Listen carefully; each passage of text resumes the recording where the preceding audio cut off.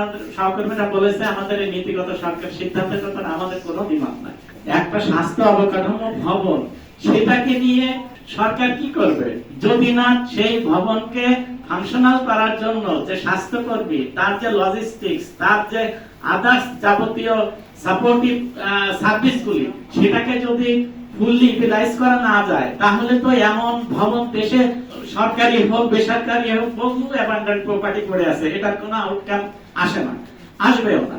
এজন্য কি করতে হবে, আমরা মূলত সরকারকে সহযোগিতা করার উদ্দেশ্যেই আমাদের এই ইনিশিয়েটিভ। এজন্য কি করতে হবে, যে আমাদের যে চলমান যে স্বাস্থ্যকর্মী মাধ্যমে স্বাস্থ্য সেবাটা দেওয়া হচ্ছে, আমাদের যে এই অবকাঠামোগুলিতে শত শত না হাজার কোটি টাকার স্বাস্থ্য সরঞ্জামাদি, স্বাস্থ্য ইকুইপমেন্ট ফাংশনাল আছে, এটাকে চালু রাখার জন্য এদের কোনো বিকল্প নাই। সো আমাদেরকে এদেরকে নিয়ে ছাড়া সরকার এই স্বাস্থ্য ব্যবস্থাপনা যেটা একটা দেশের বৃহত্তর স্বার্থে করতে চাচ্ছে সেটা সম্ভব না।